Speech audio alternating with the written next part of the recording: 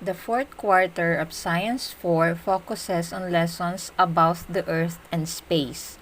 The Earth is composed of three components, which are the soil, water, and air, with the sun as the main source of energy.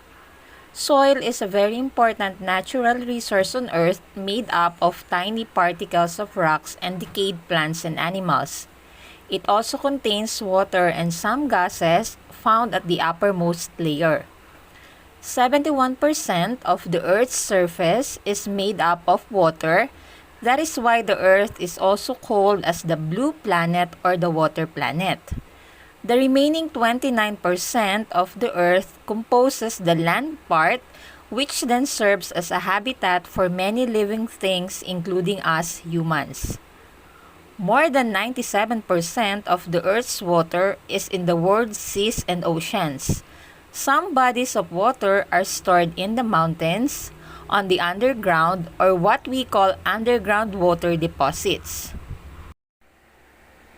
Other forms the ice caps in the poles of the Earth.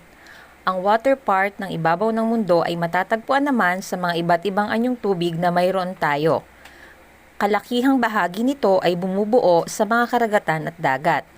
Samantala, ang iba ay nasa mga kabundukan at nasa ilalim ng lupa na kadalasan nating pinagkikunan ng inumin.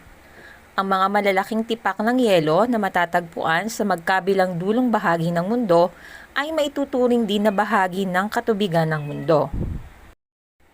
The Earth is surrounded by a blanket of air called the atmosphere. The conditions of the atmosphere gives rise to weather conditions. Ang atmosphere na nakabalot at nakapalibot sa ating mundo ang siya ring nagsisilbi nating proteksyon sa harmful UV rays na direktang nagmumula naman sa araw. Ang kondisyon ng ating atmosphere ang nagbibigay dahilan kung bakit tayo nagkakaroon ng pabago-bagong klima. This video lesson focuses on two topics. The first one is about the types of soil and its characteristics, and the next topic is about the layers of the soil. At the end of this video lesson, you are expected to define what is soil, identify the different types of soil based on their physical characteristics, and classify the layers of the soil. Let us have first the definition of soil.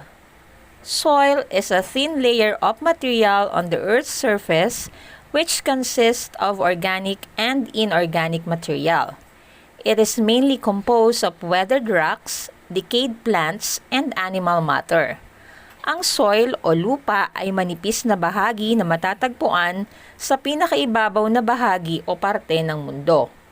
Ito ay maaaring buuin ng maliliit na piraso ng bato, gayon din ng mga nabubulok o nabulok na bahagi ng halaman at hayop, o yung organic content ng lupa na tinatawag. It covers most of the land part of the Earth, and as I mentioned earlier, it is a home for plants, animals, and humans. Nagsisilbi itong panirahan at pangkabuhayan ng nakararami sa atin.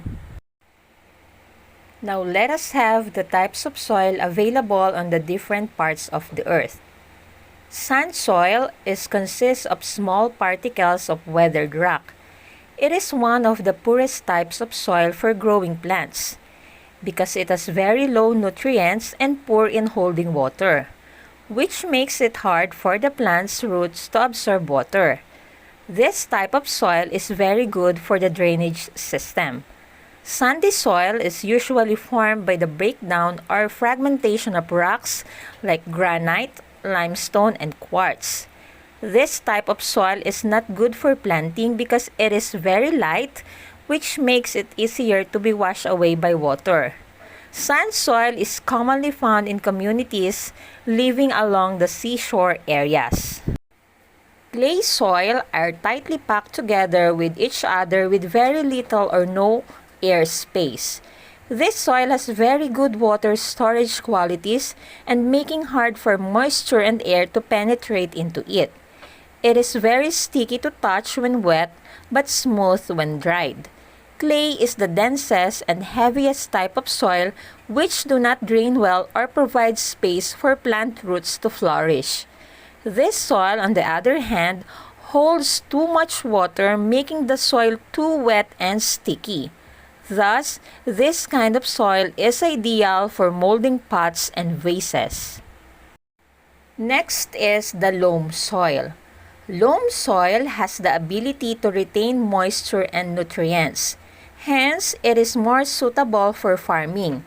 This soil is also referred to as an agricultural soil as it includes an equilibrium of all three types of soil materials being sandy, clay, and silt. And it also happens to have humus. Apart from this, it also has a higher calcium and pH levels because of its inorganic origins. The loam soil is also known as the plant-friendly soil, which means that it is very suitable for planting crops or farming. Of all the soil types, the loam soil is the only type of soil that has a good balance when it comes to holding water, moisture, and mineral contents. Peat soil is high in organic matter and retains a large amount of moisture. This type of soil is very rarely found in a garden and often imported into a garden to provide an optimum soil base for planting.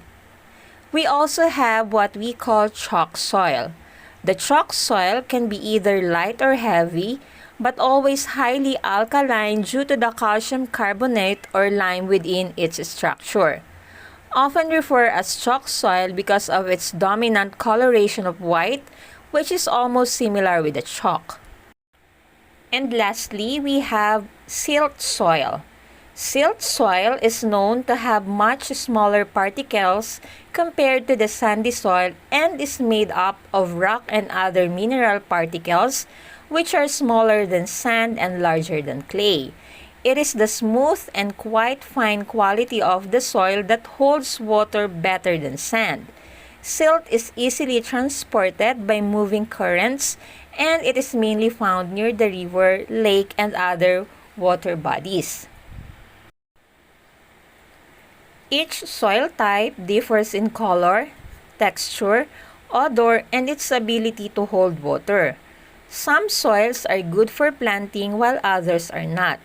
Soils provide anchorage for roots, hold water, and nutrients. Soils are home to myriad microorganisms that fix nitrogen and decompose organic matter, and armies of microscopic animals as well as earthworms and termites. We build on soil as well as with it and in it. Soil plays a vital role in the Earth's ecosystem. Soil is also a system into which energy and matter from the sun, the atmosphere, and living organisms penetrate and interact. It is a system because it is composed of many different parts or layers. Each layer has a special function to perform. The soil scientists or pedologists study the nature and sequence of the different layers of the soil and call it a soil profile. And here comes our next topic, which is the layers of the soil. As you can see, the soil layers is subdivided into four: the topsoil, subsoil, weathered rocks, and the bedrock. The first layer is the topsoil or the A horizon. It is the uppermost layer of the soil. This layer is rich with organic materials called humus and with minerals needed for plant growth. Humus comes from decaying plants and animals. The soil's dark color is an indication of the presence of humus. Several kinds of plants can be seen growing on this layer. Yung topsoil is yung pinakaibabaw na bahagi ng lupa. Ito yung natatapakan natin at directly exposed or seen by our eyes, especially kung walang nakatanim sa lupa.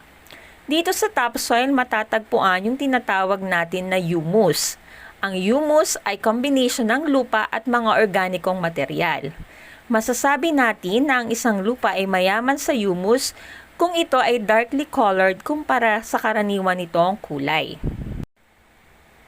The next layer is the subsoil or B horizon. It is located just below the topsoil. It is composed of loosely arranged rocks, sand, and clay. This layer is very rich with minerals that drain from topsoil. When the topsoil is washed out, the subsoil alone cannot support plant life. Ito naman yung sunod na bahagi ng lupa. Ang subsoil ay kombinasyon ng lupa, mga durog na bato, buhangin at clay. Ang subsoil, hindi katulad ng topsoil, ay hindi maaaring taniman ng anumang pananim. Next is the weathered rock fragments or the sea horizon.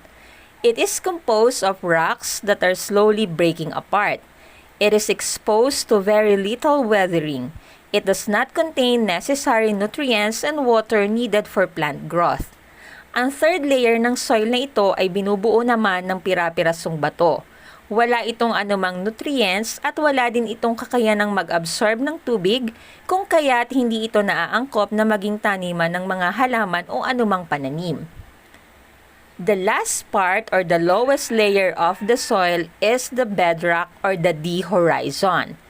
It is made up of undisturbed large boulders and gravels.